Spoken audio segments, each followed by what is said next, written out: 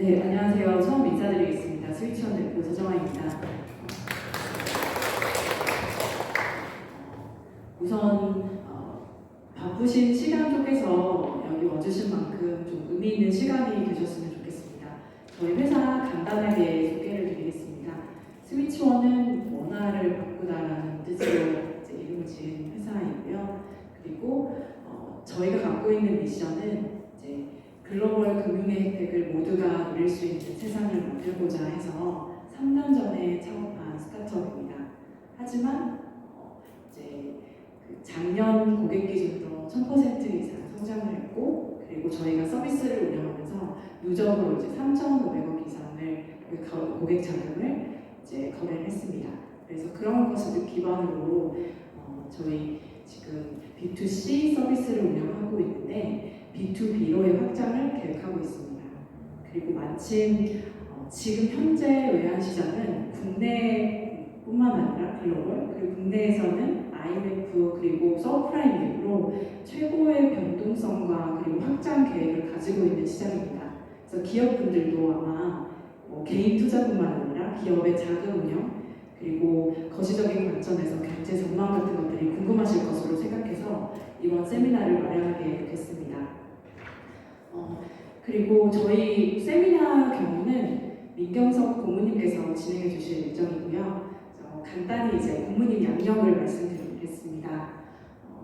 고문님 같은 경우는 뱅크 오브 아메리카, 그리고 지금 JP모건 체이스의 전신인 체이스 맨하탄, 그리고 BNP 파리바 등 글로벌 외환 글로벌 뱅크의 외환 딜러 출신이시고요.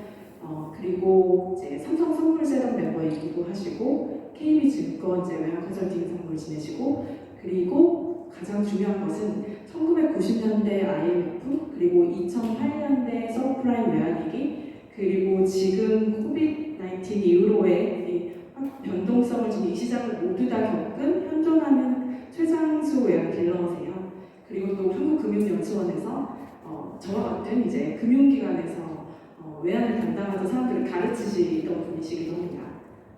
그래서 저도 HSBC 은행 그리고 삼성자산운용 그리고 프랭클린 템플턴에서 외환 담당을 했지만 저도 고문님한테 되게 많이 배우고 업계에서 외환 담당하시는 분들도 이분 앞에서는 감히 전문가라고 말씀을 드릴 수 없는 분이시기 때문에 오늘 시간이 굉장히 유익하고 뜻깊을 것이라고 생각을 합니다.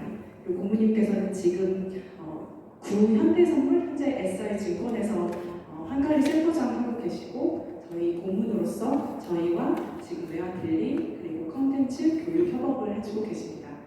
유익한 시간이 되셨으면 합니다. 고문님 모시겠습니다. 네, 안녕하십니까. 방금 소개받은 민경석입니다. 거창하게 소개해 주셔가지고 그냥 현존하는, 저는 제 소개를 요즘에는 그냥 현존하는 마켓에 현존하는 최고령 딜러다, 이 정도로 그냥 추격합니다. 이제 집사람이 그러면 맨날 그래요. 나이 먹이고 자랑이라고 최고령을 앞에 잡으시냐고 하는데, 저는 저 같이 일하던 옛날에 외환시장에서 같이 일하던 친구들이 다 은퇴하고 저만 남아있는 게 한편으로는 좀 재밌습니다. 혼자서 이런 거 저런 거 옛날 생각하면서 하는 것도 재밌기도 하고, 현존한다는 얘기는 무슨 얘기냐면 현재 시장에서 매일 시장을 보고 시황도 쓰고 또 상담도 하고, 여기 오기 전에도 저희 고객사 한 번 들려서 또 상담하고 그러고 왔습니다. 네, 제가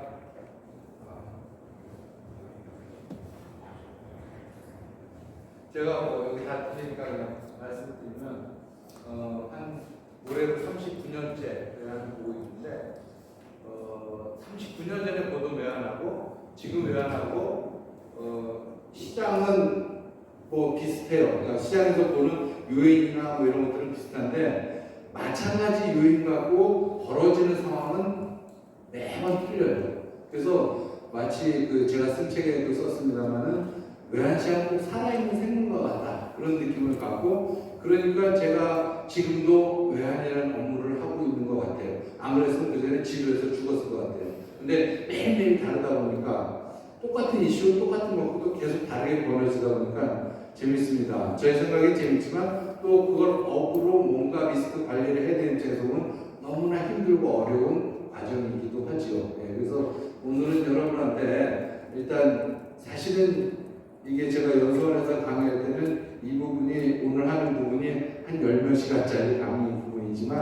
줄여서 일단은 지금 현재 상황, 국제금융도 시장에서의 환율의 우리 상황 좀 간단하게 짚어보고 그 다음에 이제 어떤 식으로 관리를 하는 게 좋을까라는 그런 측면에서 살펴보도록 하겠습니다. 예, 일단 이거는 작년과 올해 미국 달러 대비 다른 통화들의 움직임을 한번 살펴볼 거예요. 아래로 내려간 건 달러보다 약세라는 뜻이고 위로 올라간 건 달러보다 강세라는 뜻입니다. 이 파란 색깔이 2024년이고 회 색깔이 작년이에요. 보시면 알겠지만 달러 인덱스는 이제 주요 6개 통화에 대한 달러의 가치를 보는 건데 우리가 그냥 글로벌 달러다라고 해요. 달러 인덱스 갖고만 얘기를 해요. 다 보시면 알겠지만 대부분의 통화들이 올해 달러에 대해서 약세를 보이고 있구나라는 걸 한눈에 보실 수가 있습니다. 지난주 금요일까지의 환율로 이제 그림을 그린 건데요. 우리나라는 아래쪽에 있죠. 사실은 보면은 전 세계에서 주요 통화 중에 제일 약세인 게 일본 엔이라는 걸 한눈에 볼 수가 있겠습니다. 거기 튀르키 이런 거 있는데 이런 거는 이제 날아가지 않는 나라 일단 빼고 얘기를 해요. 외환시장에서는 별로 나라야 큰 나라지만 외환시장 기준으로 볼 때 날아가지 않는 나라이기 때문에 뺍니다. 러시아도 마찬가지 거고요. 나머지 보면 아시겠지만 어쨌든 일본이 굉장히 약세라는 거 뒤에 부분에 이건 다시 한번 말씀을 드릴 거고요. 왜 이런 상황이 벌어졌냐면은 우리가 작년 말에는 미국이 올해 금리를 3월부터 내릴 거라고 시장은 예상을 했었어요. 그렇기 때문에 엄청나게 달러 매도 배팅을 많이 들어갔죠. 작년 11월, 12월에는. 그런데 막상 뚜껑을 열어보니까 올해 1월, 2월, 3월, 4월에 나온 지표들이 보통 한 달씩 딜레이 돼서 나오니까 올해 1, 2, 3월 지표가 2, 3, 4월에 나왔을 거고 작년 12월 지표가 1월에 나왔을 건데 어쨌든 올 연초에 나온 지표들이 전부 미국 경제가 멀쩡하다라는 내용이었어요. 미국 경제가 지금 고금리 상황이다 보니까 5.5%의 고금리 상황이다 보니까 오랫동안 그렇게 되면 경제가 위축돼야지 금리를 내릴 수 있을 텐데 그렇게 고금리 상황인데도 불구하고 미국의 물가가 금리를 올린 이유는 우리가 다 알다시피 미국의 물가가 올라서 그러거든요. 물가를 때려잡으려고 그러는데 물가가 안 빠지고 고용도 좋고 심지어 경제 성장률도 엄청나게 좋아요. 그러니까 금리를 내릴 수 있는 명분이 없는 거죠. 1, 2, 3월이 그렇게 가다 보니까 미국 달러가 계속 강세고 금리 인하 시기가 3월에서 6월로 갔다가 바로 지금 9월로 갔어요. 근데 이 9월도 위태위태한 상황이에요. 잠시 후에 더 보기로 하고요. 어쨌든 그래서 올 내내 달러가 다른 통화들에 강세였다. 그러면 5월달은 어땠을까라는 거예요. 5월달은 보시면 알지만 이게 이제 회색 막대는 올해 전체고요. 저 위로 올라가는 파란색 막대는 5월달의 움직임이에요. 굉장히 다르죠? 좀 아까하고 5월달 쫙 보면은 지금 달러가 저 끝에가 있어요. 그리고 그 다른 통화들이 다 달러 대비 강세라는 걸 보입니다. 5월달엔 강세였다는 거예요. 5월달에 무슨 일이 일어났길래 달러가 이렇게 갑자기 약세가 됐을까라는 건데요. 5월 1일 초에 미국의 FOMC가 있었어요. FOMC는 우리나라 금융통화위원회 같은 거죠. 미국의 금리를 결정짓는 회의입니다. 그 회의에서 결과가 끝나고 나서 동결은 했지만 끝나고 나면 거기에 제롬 파월 연준 의장이 기자회견을 하는데 다들 뭘 걱정했냐면 앞서 연초에 지표가 워낙 좋았기 때문에 이렇게 지표가 계속 좋으면 금리를 올릴지도 몰라 라는 우려를 다시 올릴지도 몰라 라는 우려를 다 하고 있었는데 파월 의장이 다음 통화정책의 금리 인상은 아닐 것 같다라고 얘기를 했어요. 즉 금리 인상을 배제하는 발언을 했고 고용이 악화되면 그렇습니다. 그러고 나서 나온 지표들이 고용지표, 물가지표 이런 것들이 조금 예상보다 둔화됐어요. 아 드디어 꺾이는구나. 이런 분위기가 5월 내내 팽배했던 거예요. 그래서 달러는 약세고 다른 통화들이 강세였죠. 플러스 뒤에 다시 보겠습니다만 4월 달에는 일본 yen이 160엔 올라갔고 우리나라 달러 원도 1,400원, 1,400 빵빵을 찍었고 위안도 연고점을 찍었어요. 그러니까 모든 통화들이 약세를 막 치닫다가 개입이 왕창 나왔죠. 다.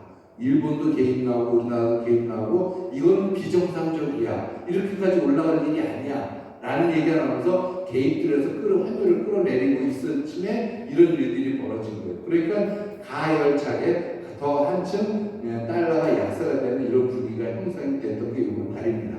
그럼에도 불구하고 최근 며칠을 보면 특히 오늘 같은 날은 1380원을 다시 찍었어요. 다시 올라가서 며칠 사이에 지금 30원 정도 올라갔어요. 30원 더 올라가 30원까지 올라갔거든요. 다시 올라갔어요. 여전히 달러가 떨어질 때는 아니다. 그러는 거고, 최근에 지난주부터 나왔던 게 미국의 금리를 격정해드리는 연준 위원회의 생각이 뭐였냐면은 금리 인상을 배제하지 않는다라는 게 됐어요. 물가가 떨어지지 않냐, 인플레이션이 둔화되지 않으면 금리를 올려서라도 마저 잡아야 돼 라고 생각하는 얘기들이 마구 나오는 바람에 다시 최근에 달러가 강세 분위기, 그러니까 금리 인하 기대감이 팍 주저하는 이런 분위기가 최근 며칠 사이에 형성되면서 다시 그런 달러가 올라가고 있는 분위기다. 지금 흐름은 요건 지금 흐름은 그렇다라는 걸 전반적으로 살펴봤습니다. 그 중에서 그럼 달러가 특별히 집어서 우리 얘기를 해보면 지난달 4월 16일 날 1,400점 빵빵에 우리나라 연고점을 찍었습니다. 그런데 요 뒤에도 설명하고 먼저 설명을 드리면 우리나라에서 환율이 1,400원대 이상으로 갔던 적은 역사상 3번밖에 없어요. IMF 때, 금융위기 때, 얼마 전 코로나 때 3번밖에 없어요. 그러면은 잘 보세요. IMF 때 우리나라 재정 상황이 어땠을까? 개판 5분 전이었습니다. 너무 우리나라의 외환 보유고가 적었던 때고 내버려두면 그냥 완전 부도나는 상황이었고요. 금융위기 때는 우린 IMF 때보다 좀 나빴지만 그렇게 튼튼하지 않은 그런 재정 상황이었어요.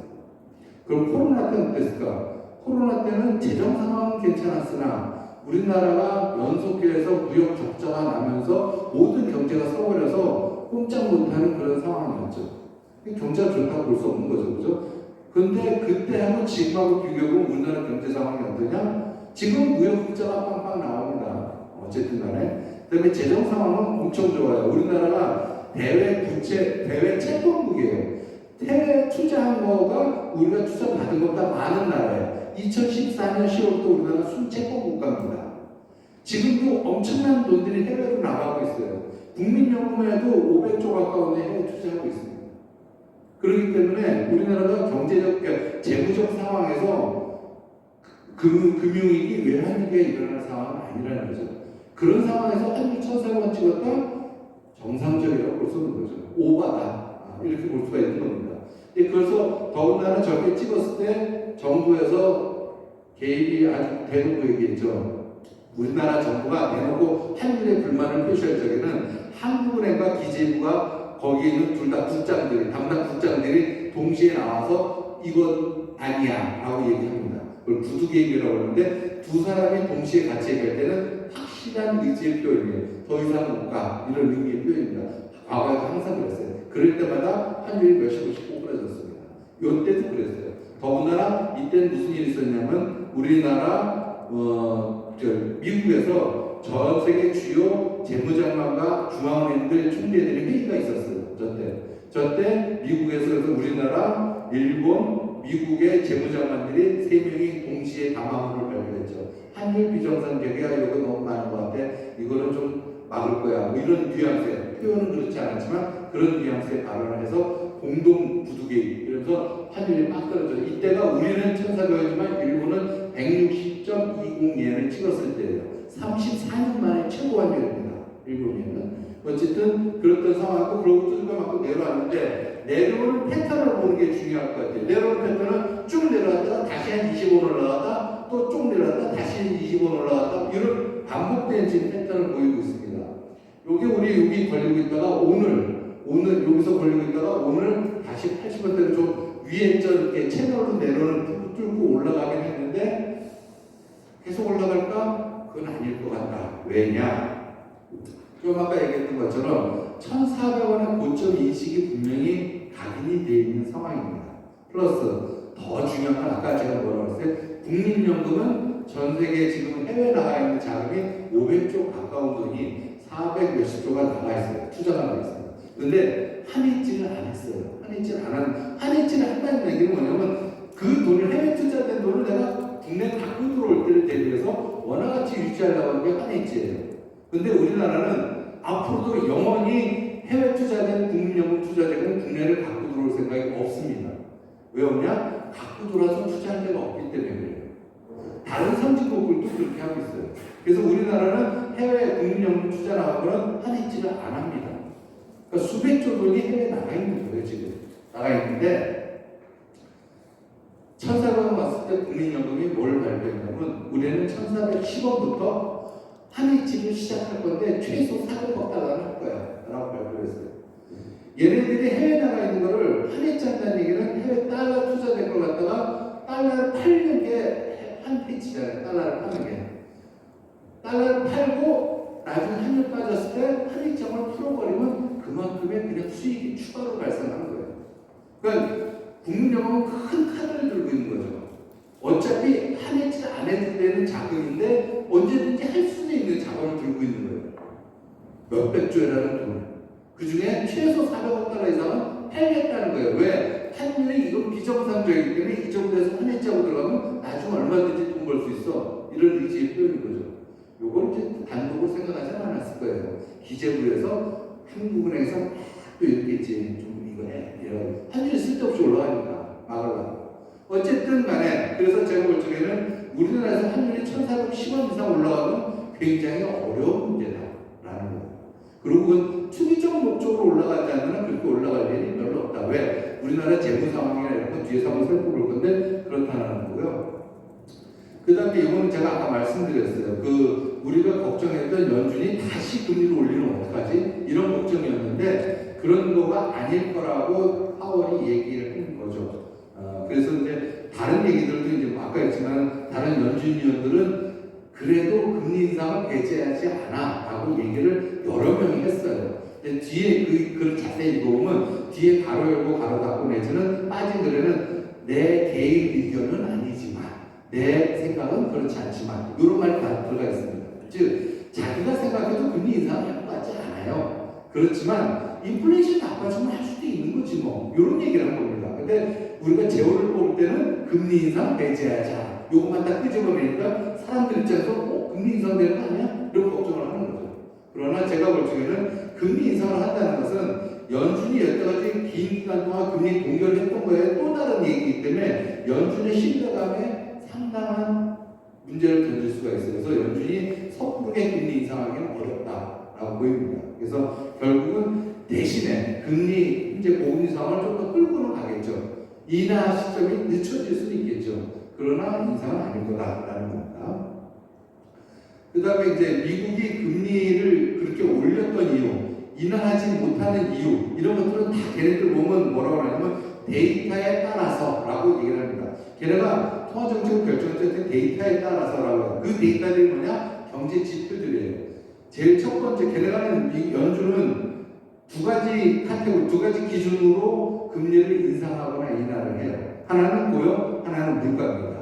일단 고용 지표 보면은 실업률도 있지만 미국에서는 비농업 취업자 수는 왜냐면 농업 인구는 계절적 요인이 너무 커요. 이맘때는 왕창 늘어났다 가다가 확 줄어버려요. 그래서 통계에 오류가 발생합니다. 그래서 취업자를 따질 적에 비농업 인구로만 따져요. 그래서 비농업 취업자 수인데 지금 보시면 알겠지만 미국의 지금 최근에 3년짜리예요. 이게 3년짜리 차트인데 보시면 알겠지만 숫자가 우하향하고 있어요. 비농업 취업자 수가 신규 취업자 수는요 줄어들고 있다는 뜻이에요. 고용이 나빠지고 있다. 그러면 볼 수 있죠. 그럼에도 불구하고 지난달 나온 게 17만 5천만인데 17만 5천만도 작은 숫자가 아니에요. 여전히 큰 숫자는 줄었지만 여전히 나쁘진 않다. 그렇게 그런 상황입니다. 이게 좀 더 악화돼야 된다고 생각하는 거죠. 고용이 나쁘니까 경제를 살리기 위해서 금리를 내려야 돼. 이런 명분을 갖고 가고 싶은데 고용이 아직 괜찮은 거예요. 아직 금리가 높아도 이래서 돈 벌어서 먹고 살 수 있는 상황이라는 거죠. 그러니까 이게 좀 더 악화돼야 되는데 어쨌든 흐름은 악화되고 있고 둔화되고 있다는 걸 우리가 알 수 있어요. 그 다음에 실업률은 전 세계 어디나 4%면은 완전 고용 상태라고 봅니다. 4% 하면은 미국은 이미 2021년 12월에 이미 14% 아래갔고 그동안 찍어서 보시면 알겠지만 2023년 존에서는 3.4%대까지 갔었어요. 그때까지 보시면 알겠죠. 또 내려왔다 다시 쭉쭉쭉 해서 4% 위로 올라가려고 생각하죠. 연준은 4% 위로 가야 된다고 생각을 해요. 그래야지 금리 인하를 할 수 있지 않을까라고 생각하는 거죠. 근데 지금 지난달에 3.9고 4% 가까이 있습니다. 이것도 몇 달 시간 지나면서 올라갈 가능성이 있어 보인다. 전체적으로 쭉 보시면 아직 미국의 경제는 고용은 탄탄해요. 안정고용 상태예요. 비농업적도 15만 이하로 가야 된다고 하는데 아직도 15만 위에 있어요. 좋아요. 그렇지만 흐름은 어때요? 조금씩 나빠지고 있다. 이렇게 보시면 될 것 같아요. 그 다음에 물가예요. 그 다음에 물가인데 명목 CPI는 모든 물가를 한 거고 근원 CPI라는 것은 그 가격 변동성이 큰 에너지하고 식품을 뺀 걸 얘기하는 겁니다. 그래서 사실은 제대로 물가를 보려면 근원 CPI를 더 중요하게 봐요. 근데 미국의 물가를 보면은 2020년 7월 달에 9.06을 찍은 이후로 밑으로 흘러내리다가 작년 하반기부터는 어땠어요? 옆으로 가거나 살짝 올라가거나 정체를 빚고 있어요. 미국이라는 나라는 연 물가 상승률 2%를 기준으로 삼고 있는 나라예요. 우리나라도 그렇고 대부분의 국가들이 선진국들은 다 2%의 물가 상승률을 목표로 갖고 있습니다. 금리하고 생각해서 2%가 적정하다고 생각하는 거예요, 평소에. 근데 2%보다 높게 이루어져. 2%를 가야 된다고 주장하는 거예요, 연준은. 근데 이 연준 생각하는 2%는 올해 땅하고 내년 말쯤이나 갈 거라고 예상을 합니다. 단지 흐름이 밑으로 가고 있다는 확신을 갖고 싶다는 거예요. 2% 갔을 때 물가를 금리를 내려버리면 그건 말이 안 되는 거거든요. 경제가 이미 망가진 다음일 거예요. 그러니까 그 2% 가기 전에 금리를 내릴 건데 흐름을 좀 둔화되고 있다는 걸 알고 싶어 이런 거예요. 명목 CPI는 그래요. 그나마 다행인 근원 CPI는 우하향 흐름을 그대로 타고 있어요. 맞듯 그러나 3%가 넘어요. 근원 CPI 물가가 아직 멀었어. 2%에 멀었다고. 흐름은 어쨌든 이것도 마찬가지로 둔화되고 있다.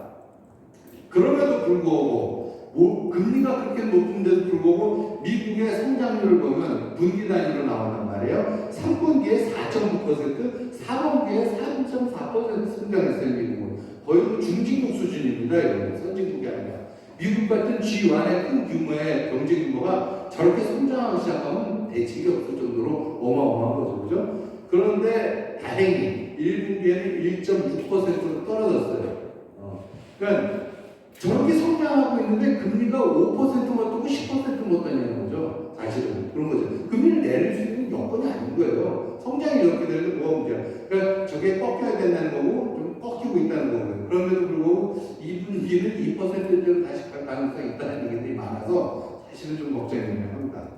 근데 연준이 금리를 결정할 때 가장 중요하게 생각하는 지표는 바로 이 근원 PC 가격제. PC는 개인 소비 지출이라는 건데요.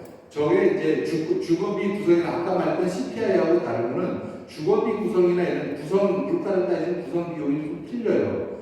근데 연준은 얘네께 좀 더 자기네가 생각하는 거 맞다고 생각을 해서 이걸 많이 인용을 합니다. 그래서 PC 가격 지수 나올 때는 앞에 항상 수식어가 연준이 선호하는 지표인 이런 말이 들어가요. 그래서 통화 정책 할 때 하는 거고 여기도 마찬가지 중요한 건 근원 그러니까 에너지 가격과 식품 가격 요걸 중요시 하거든요. 요것도 흐름을 보시면 알겠지만 우하향하고 있습니다.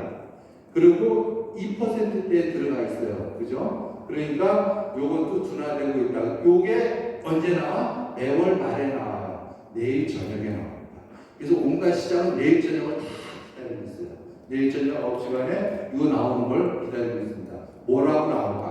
이게 예상보다 둔화된다고 생각하면은 금리 인하 신호다라고 생각할 수 있는 정도로 굉장히 중요하게 생각하는 그런 지표입니다. 어쨌든 지금까지 쭉 보시면 알겠지만 미국의 지표는 여전히 굉장히 좋아. 물가도 굉장히 높아. 금리 인하할 수 있는 상황은 아니야. 그러나 흐름 자체는 둔화되고 있는 것 같다라는 걸 우리가 발견할 수 있습니다. 그래서 이걸 쭉 미루어서 하면은 올 하반기 언젠가에는 금리 인하를 할 수 있지 않을까라고 시장은 생각합니다. 그런 시장의 생각을 담고 있는 게 CME 페드워치라는 거예요. CME 페드워치는 뭐냐면 미국의 연방기금리 기준금리를 거래하는 미국 애들이 거래하는 애들이 미국의 금리가 이렇게 될 거야라고 예측하는 겁니다. 그래서 CME에서 나오는데 지금 이것만 이게 이제 28일 날 아침에 제가 작성한 거예요. 이건 매일 나오는데 보시면 지금 다른 것 제가 차트를 보면서 신경을 쓴 건 뭐냐면요. 파란색이 많으면 내려갈 가능성이 있다는 거고 붉은색이 많으면 올라갈 가능성이 있다. 작년에 이 그래프는 온통 빨간색이었어요. 온통 빨간색. 근데 올해는 올 초에는 온통 파란색이었다가 지금 왠지 파스텔 톤에 부드러운 톤으로 바뀌었죠. 금리가 별로 많이 안 빠질 것 같아. 그런 의미예요. 색깔로. 나름대로 제가 색깔 신경 써서 그런 거거든요. 보시면 알겠지만 이 색깔은 동결, 현재 금리예요. 색깔도 좀 그냥 그저 그렇죠? 네, 이런 색깔. 요게 이제 올라갈 거예요. 그러니까 6월달, 7월달 이럴 때 인상할 수도 있어 라는 생각이 100명에 1명꼴은 있다는 거예요, 지금.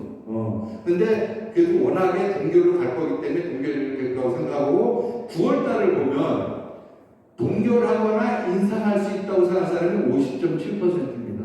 두 개 합해 보시면. 그러면 나머지 49.3%는 인하 쪽이에요. 즉 반반이에요. 반반. 우리 치킨도 반반 치킨 좋아하지만 사람도 쟤네들도 반반 좋아한다 하요. 지금 9월달에도 금리가 인하될지 안 될지는 두고 봐야겠어 라는 분위기죠. 언제까지? 7월 정도. 왜 7월이냐면은 아까 제가 올해 1, 2, 3월 그 지표가 굉장히 우리한테는 금리 인하를 바라는 사람들한테는 안 좋은 거라고 그랬어요. 그러니까 예상보다 굉장히 좋았다는 거죠. 미국 기준으로 보면. 그런데 그때도 파월이 뭐라고 얘기하냐면 한두 달 지표가 이렇다고 해서 우리는 생각을 바꾸자고 정책을 결정하지 않아. 좀 더 긴 흐름 확신이 있어야 돼. 이렇게 얘기했어요. 그래서 오 멋져 이렇게 얘기했습니다. 그러고 우리가 이제 매파적인 것 같다, 비둘기파적인 것 같다 이렇게 얘기를 하는데 어쨌든 그랬어요. 즉 걔네들은 한 달 지표 결정 안 한다라는 거죠. 마찬가지로 지금 5월달에는 4월 나온 지표들이 조금 나빠서 달러가 약세였음을 우리가 처음에 확인했죠, 그죠? 그랬는데 그렇다고 해서 당장 금리 인하할 거 아니라는 거죠.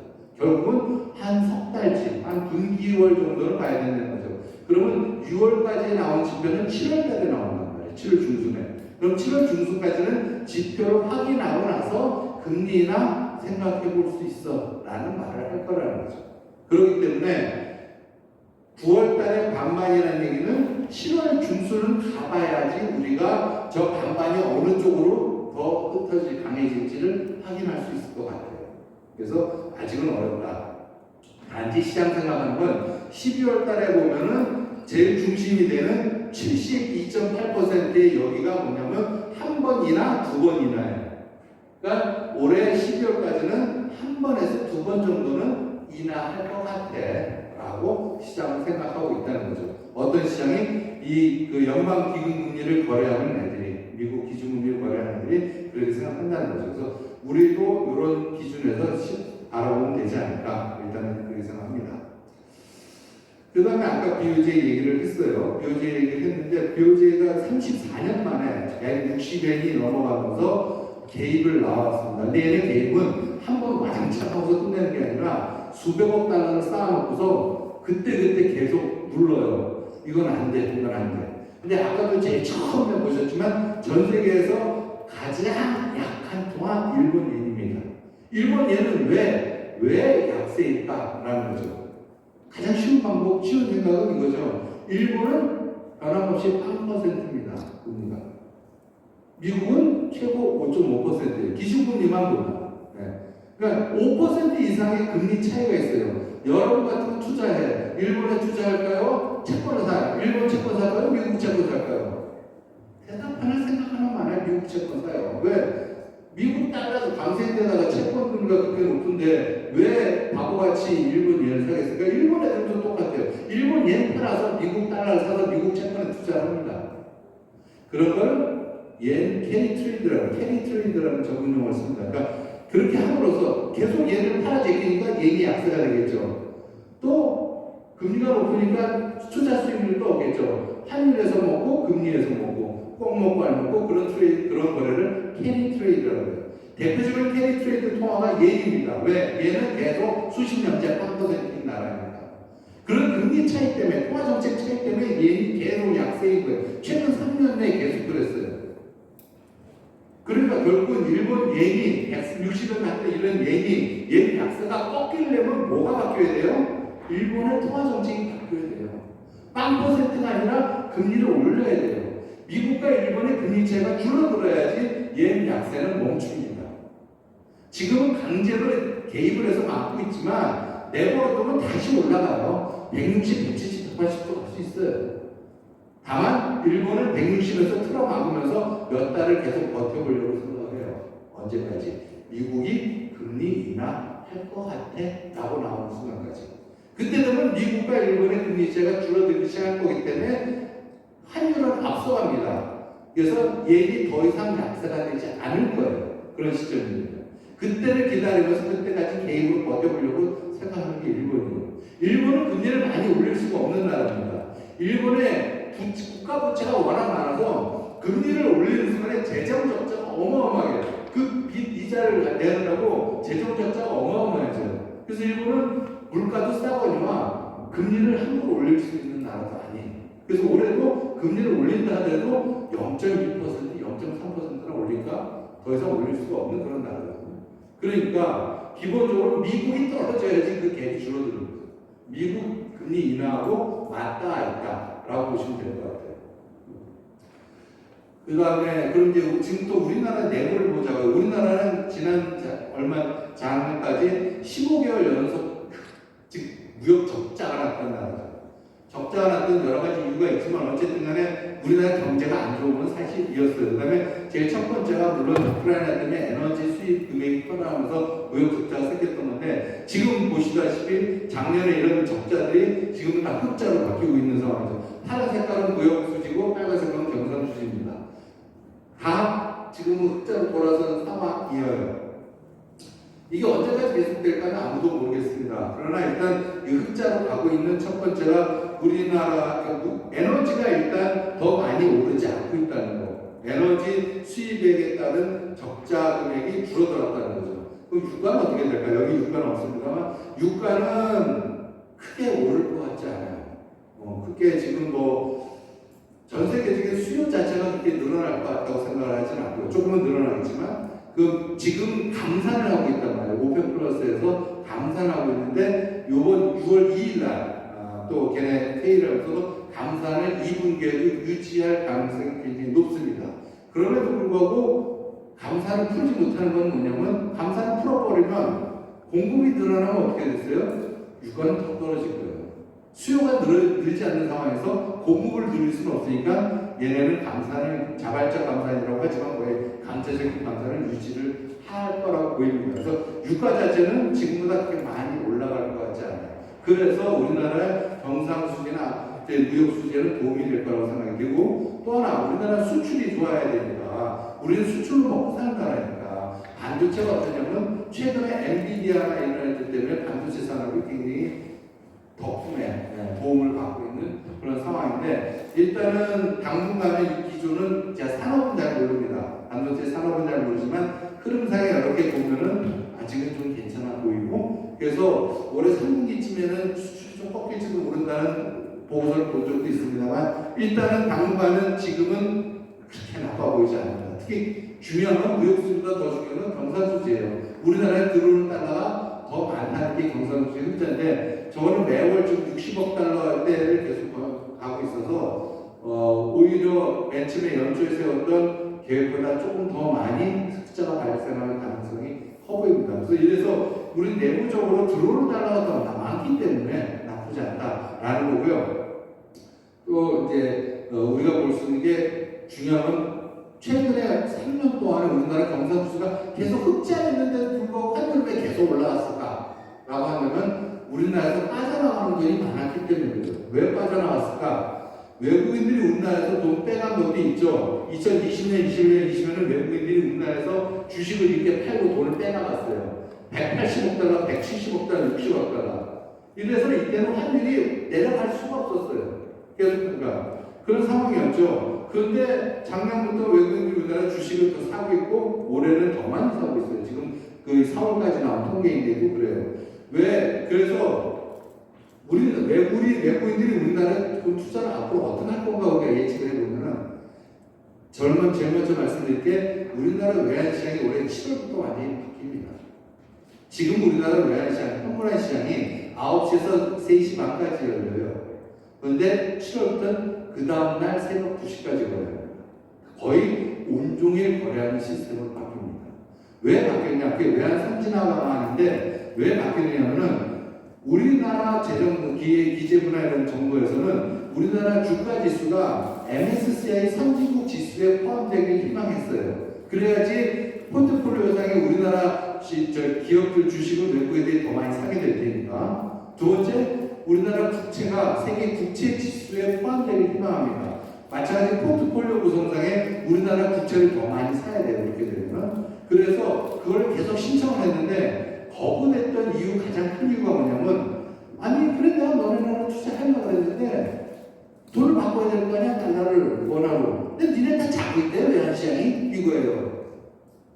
외환시장이 우리나라 후져가지고 못하겠다는 거지. 그래서 선진화가 그래 너네가 아무 때나 할 수 있게 우리 자는 시간에도 문 열어놓게. 이게 2시까지. 2시 기준이 뭐냐? 런던 클로징이고 뉴욕 오전장 끝날 시간이에요. 오전장 끝날 때까지 1시니까 뉴욕 1시니까. 그러니까 전 세계 누군가든 다 달러로 거래할 수 있는 그런 시장이 7월부터 열리는 거죠. 그래서 그게 되다 보니까 올 9월 달에는 아마 우리나라 첫 번째로 세계 국채 지수에 포함될 가능성이 많아졌어요. 포함되면 어떻게 되냐? 최소 400억 달러에서 600억 달러의 투자 자금이 우리나라에 들어옵니다. 1, 2년 사이에 걸쳐서 시차를 두고서. 그러면 더 우리나라를 보는 시점들이 관점들이 더 좋아지겠죠. 그죠?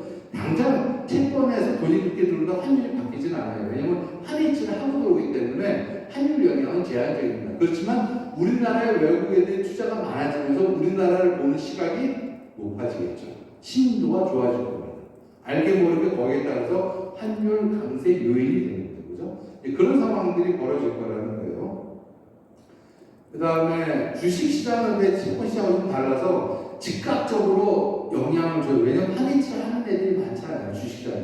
그래서 걔네들이 우리나라 주식을 사면 환율 떨어지고 우리나라 주식 팔면 환율 올라가고 이게 계속 반복되는데 최근 몇 달 사이에는 좀 탈 동조가 됐어요. 서로 좀 다르게 살고 있는 것 같아요.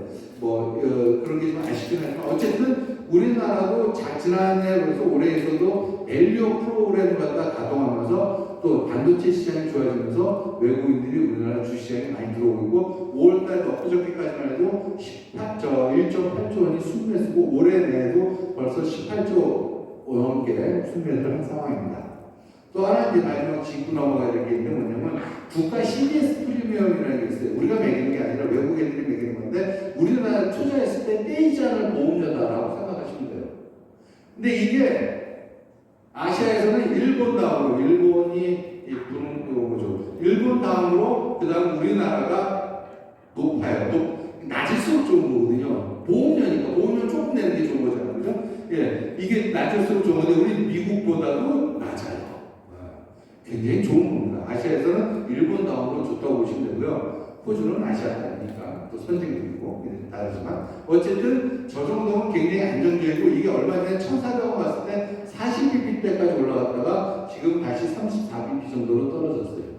이게 급등하지 않는 한 예전처럼 이렇게 급등하지 않는 한 이렇게 45까지 올라갔다거나 이렇게 올라가지 않는 한 이게 1,400원대 갔을 때고 환율이 그렇게 올라가지 않아요. 그러니까 여러분들이 보실 적에 국가 CDS 프리미엄 지금 어때? 또 외국인 투자 자금 어때? 지금까지 쭉 보시면 알겠지만 우리나라 재정 상태가 굉장히 좋은 거거든요. 이 정도면 우리나라를 채권 투자는 우리나라 선진국으로 봐요. 그러니까 환율이 올라간다는 얘기는요. 굉장히 불안하다는 뜻입니다. 우리나라에서 돈이 빠져나간다는 뜻이에요. 왜? 불안하니까 돈을 빼가는 거거든요. 그게 외환위기로 연결되고 금융위기로 연결되는데 과거에 다 그런 패턴이었어요. 그럼 1,400원 이상 1,500원 간다? 그러면 왜 외환위기 수준이에요? 지금 우리가 그런 상황이 아니라는 거죠. 환율에 대해서는 올라가더라도 일시적일 뿐이다라는 거죠. 이것처럼 그렇게 전체적인 흐름을 보시면 될 것 같습니다. 원래보다 제가 생각한 좀 그런데 요거 이제 4월 말에 다 은행들이 5월 달에 대한 걸 냈어요. 이거는 그냥 그런가 보다 보시면 될 것 같고 이게 지금 색깔이 조금 이상하게 제가 준 거하고 색깔이 틀려졌어요. 왜 은행별로 나와 있는 색깔이 지워졌어요. 조금 잘못됐어요. 어쨌든 요거는 그게 중요한 게 아니라 사실은 이게 중요한 거거든요. 기관들이 우리나라 2분기, 3분기, 4분기 하면서 환율을 어떻게 보고 있나라는 거죠. 절대 숫자 자체는 그때그때 변할 수 있습니다. 이거 자체는 별로 중요하지 않은데 중요한 건 흐름이에요. 뒤로 갈수록 환율이 어떻게 되고 있나. 거의 모든 기관들이 올해 말로 가면서 환율은 빠질 거다라고 생각을 하는 거죠. 왜? 좀 아까 지금까지 얘기했던 것처럼 미국이 금리를 인하할 거고 또 우리나라는 내부적으로 여전히 괜찮을 거고 뭐 이런 걸 다 감안할 때는 연말로 가면서 하락할 거다. 단 한 가지 여기서 분명히 우리가 2, 3년 전에 보던 환율들 1,100원대 환율 과거 10년 동안의 평균 환율이 우리가 1,170원 정도 돼요.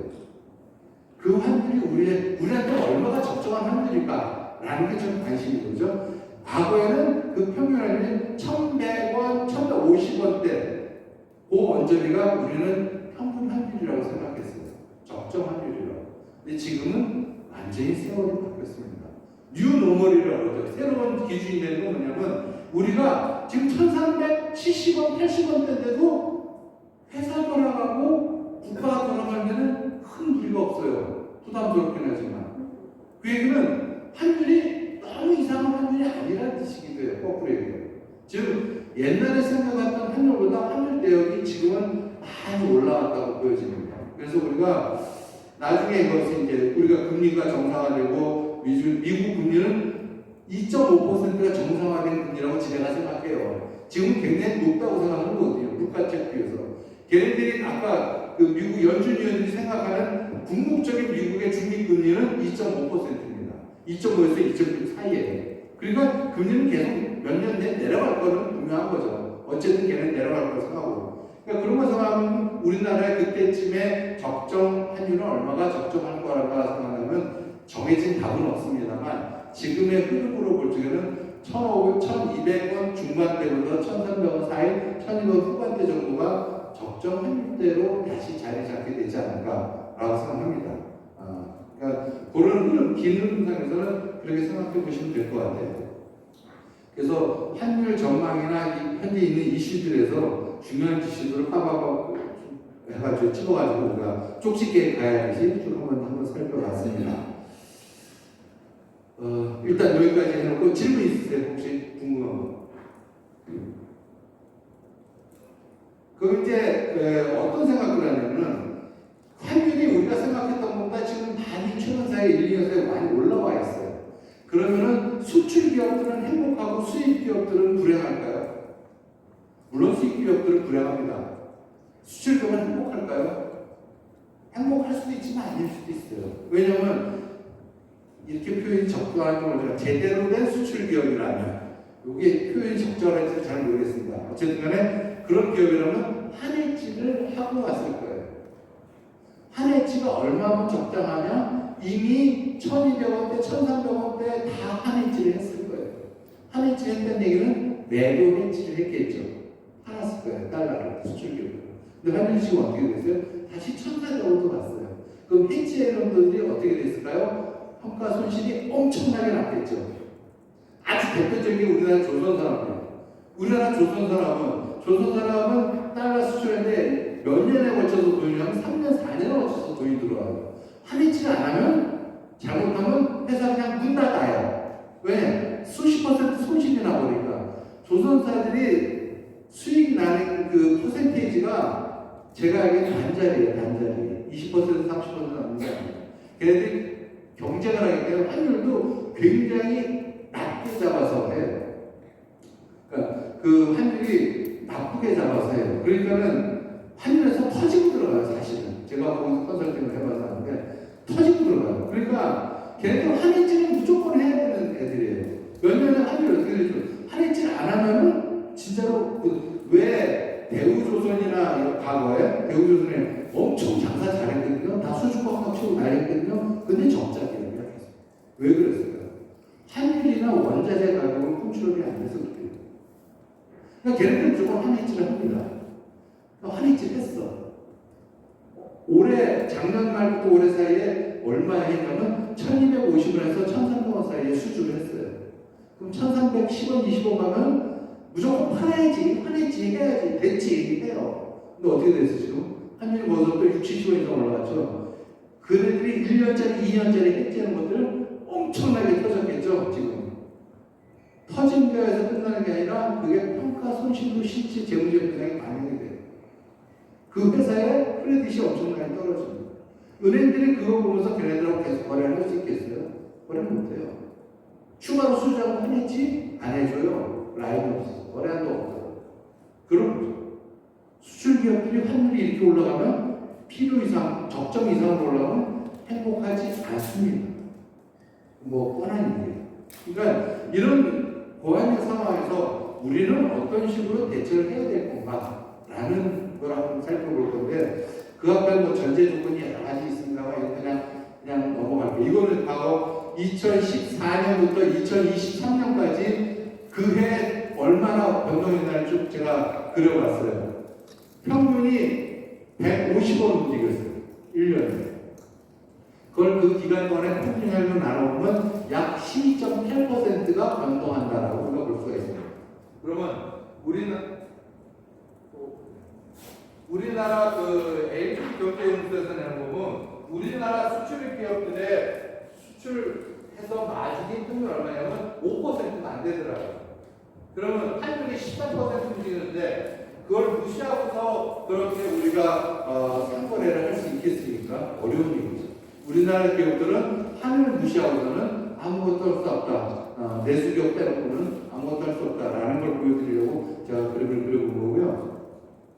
해지라는 개념에 대해서 여러 가지 개념이 있습니다만은 기본적으로 이거예요. 우리가 기본적으로 수출기업 같으면은 기본 포지션이 이런 겁니다. 환율이 올라가면 내가 여기 수출했던 수출 단가인데 환율이 만기에 올라가면 하나에 할 수 있으니까 이익이 생기겠죠. 기분 좋아. 근데 환율이 만기에 빠져버리면 손실이 발생합니다. 그죠? 이게 기본 모습이에요. 근데 이 수익은 없어도 돼요. 왜? 난 수출 단가에서 이미 내 이익을 챙겼기 때문에. 근데 이 손실이 발생하면 어떻게 될까요? 내가 챙겼던 손이 마지막에 다 까먹고 날아가. 이건 생겨서는 안 되고 이건 없어도 되는 거예요. 그래서 환해지를 어떤 걸 하냐면 매도 해지, 들어올 달러가 있으니까 달러를 파는 해지 거래를 해요. 해지 거래하면 이 해지 거래만 보면 환율이 올라가면 팔았으니까 손실은 나겠지만 환율이 빠지면 이익이 생길 거예요. 그래서 만기에 해지를 해놓고 나면 환율이 올랐을 때 기본 포지션은 이익이 생기지만 여기서 손실이 생겨서 돈. 환율이 빠졌다. 그러면 기본 포지션은 손실이 생겼지만 매도 해지해놓은 데서 이익이 생기기 때문에 손돈이에요. 즉 해지를 한다는 얘기는 환율이 오르든 내리든 손익이 바뀌지 않는다라는 게 해지의 개념인 거죠.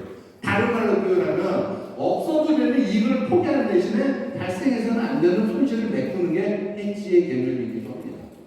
그래서 기본적으로 우리가 환해지라고 생각한다 그러면 발생한 환해지를 줄이거나 없애는 게 제일 첫 번째 목적이에요. 근데 일부 기업들의 경우에는 또 기업이라든가 일부 오너들의 생각에는 이렇게 발생하는 환 노출에 대해서, 환 위험에 대해서도 잘 관리하면 벌 수 있는 자산 아닐까? 라고 생각하시는 분들도 계세요. 그래서 수출을 했는데 수출가가 1,350원이야. 근데 지금처럼 1,370원이야. 야, 이거 버는 거잖아. 그러니까 1,350원에 수출을 맺고 그 다음으로 쫙 보자. 올라가기를. 이런 거. 이런 데들도 많이 있는 거죠. 근데 그건 한 해치가 아니고 거기서부터는 뭐야? 한 투기예요. 개념이 다른 개념이에요. 그래서 내가 뭘 할 거냐는 건 최고 경영층의 경영자의 결정이 필요한 거죠. 나는 한 투기를 할 거야. 그럼 모두가 그런 모드로 바꿔야 돼요. 나는 리스크를 최대한 줄이고 좋은 물건을 많이 만들어서 이익을 많이 키우는 걸 내 적극적으로 할 거야. 철저하게 한 리스크를 관리해줘야 되는 거죠. 그런 게 정말 다르다고 개념이 어디서부터 들어있냐가 중요한 거예요. 그래서 관리하는 방법은 내부적 이런 거, 외부적 이런 거 있는데 내부적인 거는 저런 건 기본적으로 누나 다 합니다. 그런데 이제 보통 해지하기 위해서 외부 기관과 은행이나 증권사, 선물회사를 통해서 선물한 통화선물 수합 이런 걸 통해서 합니다. 대부분의 경우에 제일 기초적인 건 선물하는 은행이라 하죠. 근데 은행이 선물하는 아무하거나 하지 않아요. 신용도가 좋거나 담보를 제공할 수 있는 기업하고만 선물하는 거랍니다.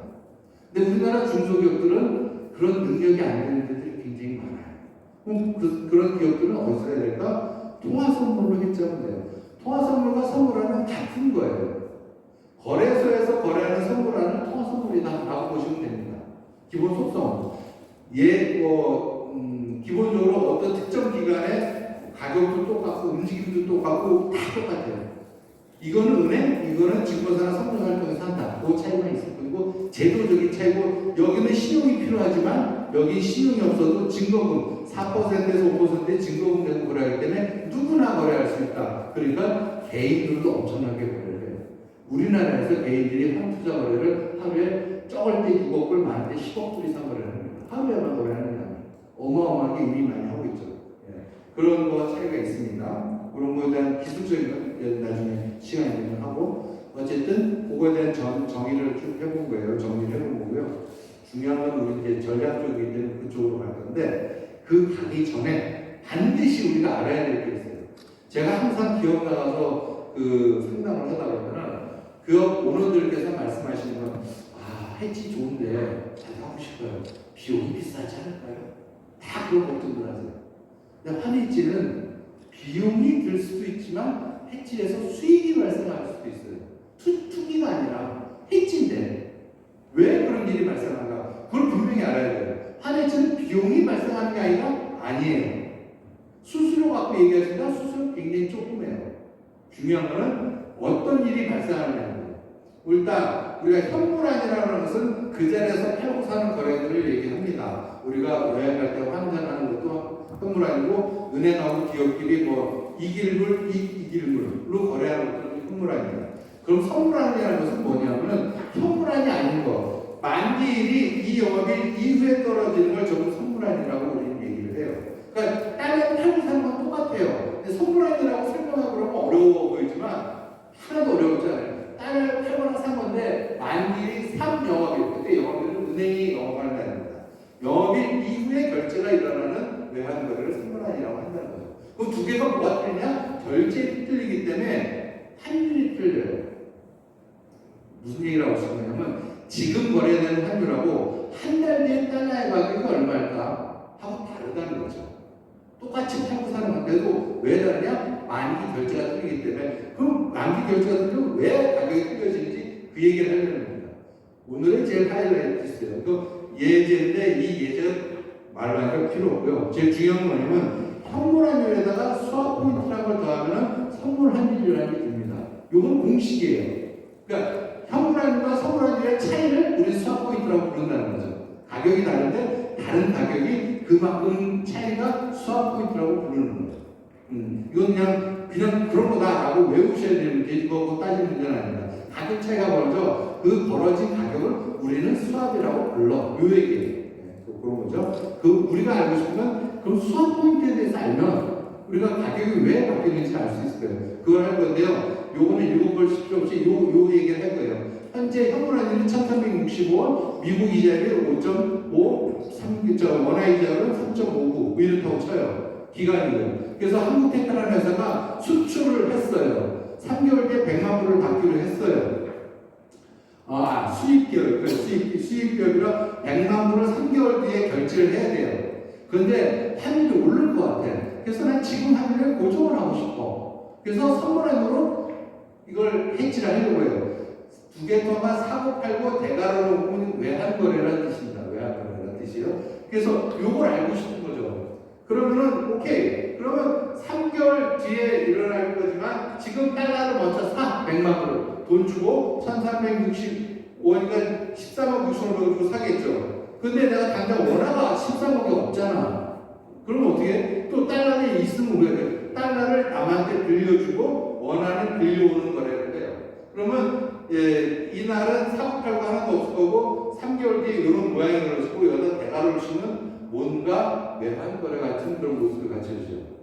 요 얘기가 조금 생각에 얼른 안 온다. 그럼 이렇게 생각하시면 돼요. 우리가 3개월 뒤에 환율은 3개월 뒤에 달러 가치 분의 3개월 뒤에 원화 가치를 하면 3개월 뒤에 환율이 나오겠죠. 우리가 3개월 뒤에 달러의 가치는 얼마예요? 이자율이 있으니까 계산하면 나올 거예요. 3개월 뒤에 원화 가치 맞추는 이자율 계산은 나올 거예요. 그래서 달러분의 원화, 달러 이자분의 원화 이자 계산하면 1350만 원 10전이라는 게 나옵니다. 즉 현재 1365원인데 계산하니까 1358원이 나왔어요. 이걸 우리가 수식으로 바꿔볼 거예요. 좀 아까 얘기했죠. 수학 포인트는 선물환율과 현물환율의 차이라고 그랬어요. 선물환율을 어떻게 구했어요? 지금 달러분의 원화 했죠. 그래서 현물환율을 해서 이걸 분자로 올리면 이런 수식으로 바뀝니다. 이걸 원화 우리 국산말로 바꿔놓은 거예요. 한글로. 근데 계산해보니까 마이너스 6.9원이 나왔어요. 중요한 건 뭐냐? 이 마이너스예요. 마이너스. 왜 마이너스가 나오냐는데 왜 마이너스가 나오냐? 부호를 바뀔 수 있는 유일한 수식이 이겁니다. 달러 이자율보다 원화 이자율이 높기 때문에 나온 게 마이너스예요. 즉 달러 이자율이 높기 때문에 수학 포인트가 마이너스가 됐다는 거죠. 수학 포인트가 마이너스가 됐다는 얘기는 선물환율이 높다는 거예요? 현물환율이 높다는 거예요? 현물환율이 높다는 거죠. 현물환율에서 마이너스 한 개 선물환율이니까. 자, 그 선물환율이 더 낮다는 얘기는 달러를 사는 사람한테 좋을까요? 파는 사람한테 좋을까요? 당연히 사는 사람한테 좋죠. 사는 사람은 누구예요? 수입기업이죠. 수입기업은 결제를 나중에 해야 되게 달러를 사야 됩니다. 그러니까 당연히 달러 값이 떨어지는 게 좋은 거죠. 미래 달러 가치가 떨어지니까 좋은 거지. 반면에 수출기업은 더 싸게 팔아야 되니까 나쁜 거예요. 그러니까 이런 경우를 보면 지금처럼 달러 이자율이 더 높을 때는 수출기업 할 때는 한해치 비용이 발생합니다. 수입기업 할 때는 한해치 수익이 발생해요. 한해치 함으로써 지금보다 더 싸게 살 수 있으니까 수익이 발생하죠. 그러니까 한해치는 비용이 발생한다? 아니요. 비용도 발생할 수 있고 수익도 발생할 수 있어요. 뭐에 따라서? 두 통화의 이자율에 따라서 달라지는 거죠. 아직 제일 기본이 되고 굉장히 중요한 개념이에요. 요것만 이해하시면 해치에 대해서 쉽게 다음 생각해 볼 수가 있어요. 어쨌든 달러 이자율이 높아서 수학 포인트가 마이너스고 수입기업은 한해치 2, 수출기업은 한해치 비용이 발생한다. 요걸 이해하시면 될 것 같아요. 그러면 이제 우리가 한해치 전략을 생각해 볼 거예요. 지금처럼 이걸 정리해서요. 원화 이자율이 더 높을 때는 수학 포인트가 플러스가 나올 거예요. 그죠? 플러스가 나오면 선물환율이 더 높으니까 수출기업한테 좋죠. 한해치 수익이 발생해요. 수출기업 또는 해외에다 투자한 기업들. 반면에 수입기업은 한해치 비용이 발생하죠. 왜? 미래에 더 비싼 달러를 사야 되니까. 그러니까 수입기업이나 외화 부채를 보유하고 있는 기업에는 불리한 상황이 됩니다. 지금처럼 외화 이자율이 더 높을 때는 한해치 수익이 발생하는 건 수입기업이거나 외화부채가 있는데고요. 비용 발생은 수출기업이나 해외 투자기관인 거죠. 그래서 한해치 시에 두 통화의 이자에 따라서 해치 비용이나 수익이 생길 수가 있다라는 거. 그걸 먼저 감안해야 된다는 겁니다. 그래서 아까 제가 사례를 들었던 것 중에 하나가 조선사 한해치를 했는데 조선사 한해치를 하는데 또 어려움이 있어요. 걔는 수출기업이에요. 근데 지금처럼 달러 이자율이 높아요. 얘네들은 1년 뒤, 2년 뒤에 달러를 팔아야 돼요. 근데 지금 1년 뒤에 달러를 팔면은 얼마를 갖다가 수학 포인트로 혼납해야 되냐면은 26, 7원에서 28원 사이를 혼납해야 돼요. 그만 비용이 발생해요. 수출기업이니까. 그게 2% 이상 되겠죠. 2%에서 2.2% 정도 해치 비용이 발생하는 거예요. 그러면은 마진을 내가 5% 먹었어도 한해치를 하면은 1년 사이에 2% 따놓고 들어가게 돼요. 그러니까 얘네들은 한해치를 할 적에 보면서 해야 돼요. 얼마나 비용이 발생할 건가? 또는 내가 여기서 한해치 손실이 안 발생하려면 현물환율은 얼마 정도 돼야지 난 한해치를 해야 되는 게 맞을까? 이런 계산을 해야 되는 거죠. 조금 복잡해져요. 그러니까 한해치를 어떻게 할 거냐는 전략을 그거 수업 포인트까지 감안해야 되죠. 더군다나 조선사들은 우리가 알다시피 아까 얘기했지만 신용도가 왔다 갔다 합니다. 그런 문제들 때문에. 그러다 보니까 은행들은 조선사하고 거래할 적에 크레딧 차지라는 걸 매겨요. 너네 불리하네. 그러니까 너네한테는 비용을 더 떼야 됩니다. 그래서 아까 얘기했지만 27, 6, 7원인데 실제로 거래할 때는 35원, 40원씩 내요. 그런 차지 때문에. 굉장히 불리하죠. 어려운. 그러니까 그럴 때는 과연 선물환을 하는 게 맞느냐? 라는 고민도 해봐야 됩니다. 사실. 고맙다 이랬는데 자, 지금부터 구체적으로 한번 보자고요. 지금처럼 환율이 상승 흐름 속에 있을 때 한해치 전략은 한관리 전략은 어떻게 될 건가? 수출 기업은 해지를 아예 안 했어. 그럼 환율이 올라갔기 때문에 수익이 발생할 수밖에 없어요. 이건 수익. 이것도 하나의 해지를 안 했다라는 거는 말로 표현이 안 했다지만 do nothing 전략이라는 게 있습니다. 한해치 전략. do nothing 전략. 아무것도 안 하기. 왜? 내가 원하는 방향으로 환율이 가고 있기 때문에 난 아무것도 안 할 거야. 이것도 한해치 전략이에요. do nothing. 그럴 경우에 수익이 발생할 수 있죠. 그러나 그래서 세상이 누가 알아요? 환율이 올라갈지 내려갈지. 그러기 때문에 한해치를 하는 거고 잘 모를 때는 그래서 우리는 어떻게 하냐? 항상 할 수 있는 반만 합시다. 반만. 우리 반만 좋아해요. 반 했는데 환율이 올라갈지 내려갈지 몰라. 그러니까 반을 일단 해놔. 그럼 최소한 반에 대해서는 안 터질 거거든요. 어떤 경우가 있어요. 그래서 거기서부터 시작하는 거예요. 반부터 했는데 내가 원하는 방향으로 환율이 움직일 것 같아. 그럼 반에서 줄여. 반했지. 30%만 해. 이런 거. 그걸 해치 레이쇼라고 해요. 전문용어로 해치 레이쇼인데 해치 레이쇼를 줄이거나 늘리거나 이런 방식을 통해서 한 해치를 조금 더 유연하게 할 수 있는 거죠. 흐름의 예상에 따라서 어쨌든 아무것도 안 해야 할 거야 라는 얘기는 나는 환율이 올라갈 거야 라고 생각한 거죠. 수출 기업은 아무것도 안 하는 경우는 그런 경우가 되는 거죠. 근데 만약에 해지를 한다 그러면 좀 아까 계산해봐서 알지만 현재 금리 차이로 볼 때 약 한 달에 2.2원의 한 해지 비용이 발생합니다. 한 달 기준으로. 곱하기도 딱 나지는 않아요, 사실은.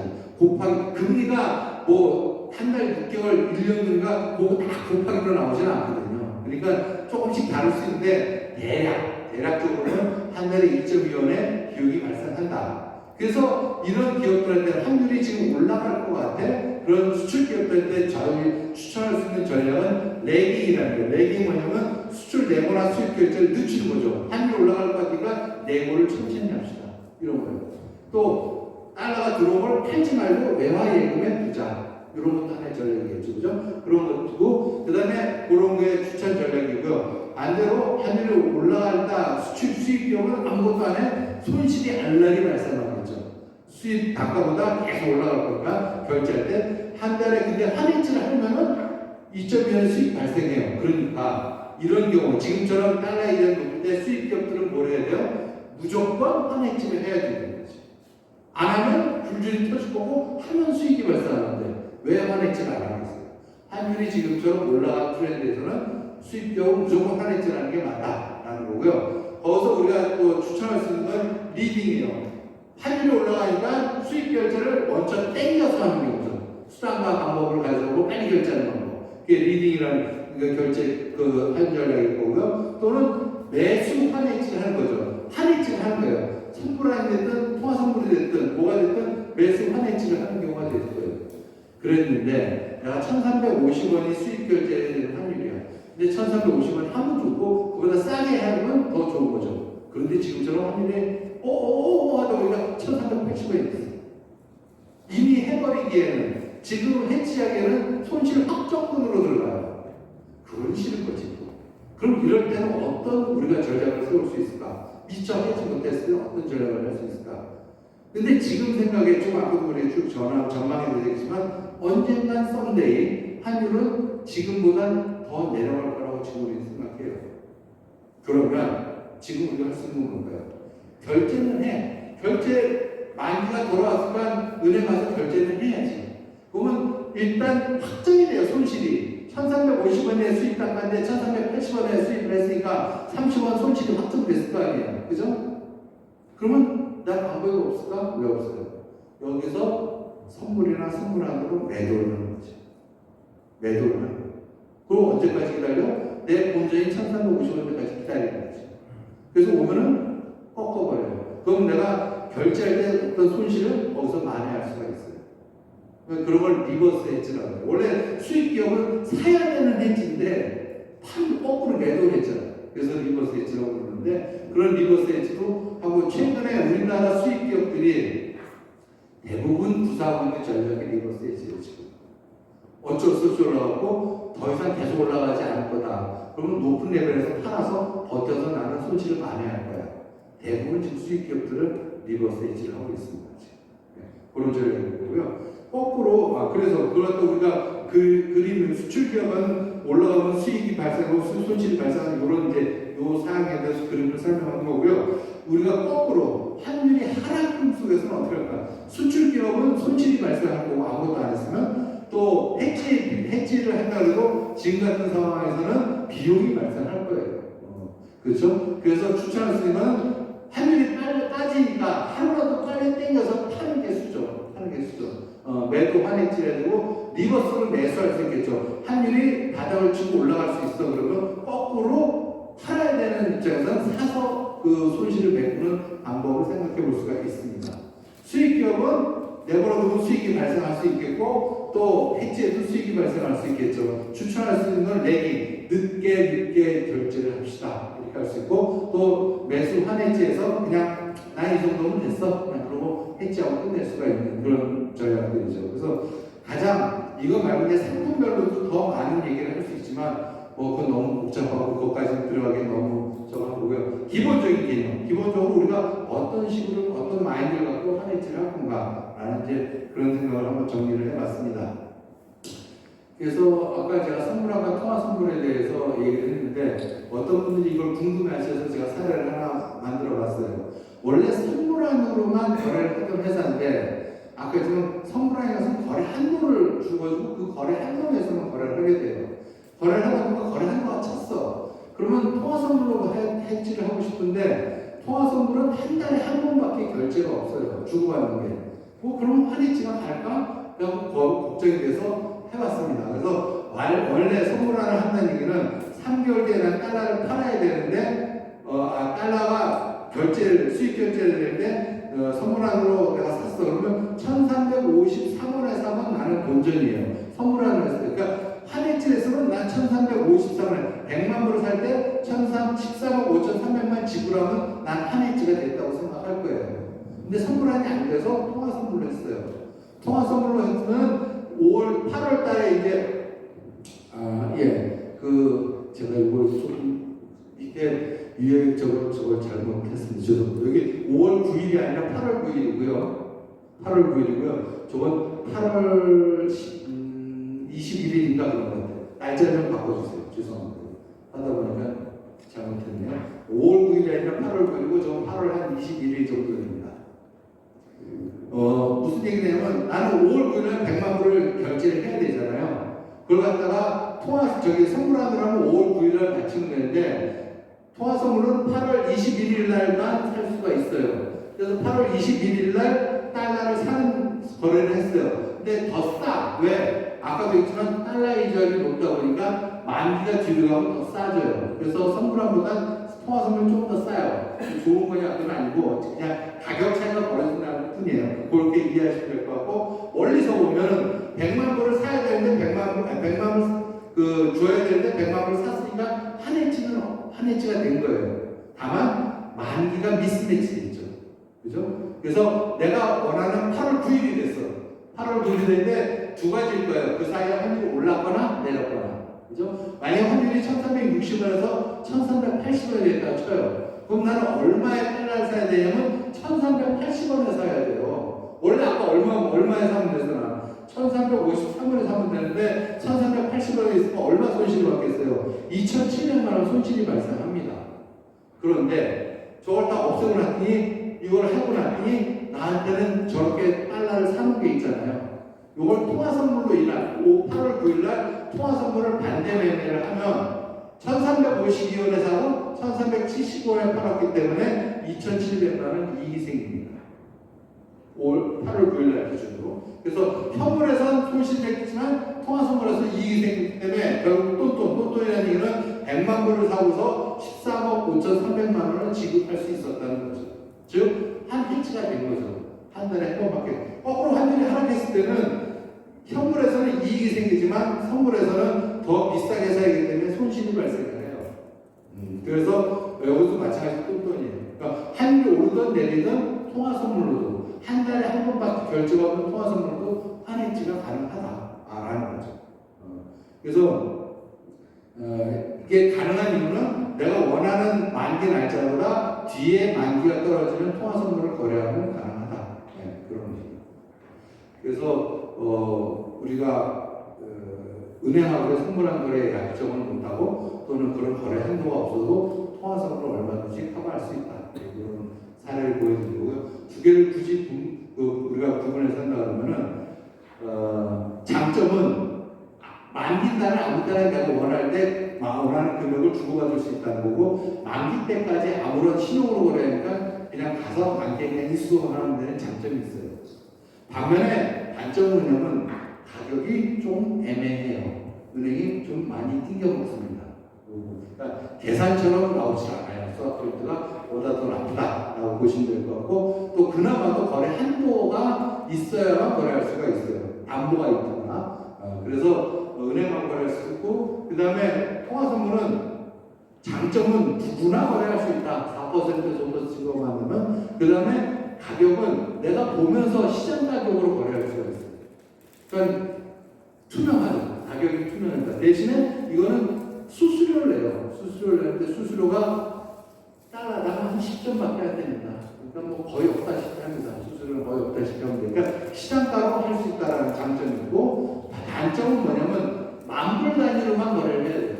정확한 몇 불 몇 센트 이거가 안 되고요. 그 다음에 만약에 원치 않는 방향으로 환율이 그 사이에 많이 움직이면 추가로 입금할 수도 있다라는 단점이 있습니다. 그게 뭐 장점은 누구나 할 수 있다는 거, 신용도하고 상관없다는 거, 거래하는 거는 선물하는 은행하고 해야 되고, 통화선물은 증권사나 선물회사하고만 거래해야 된다. 그런 거 다릅니다.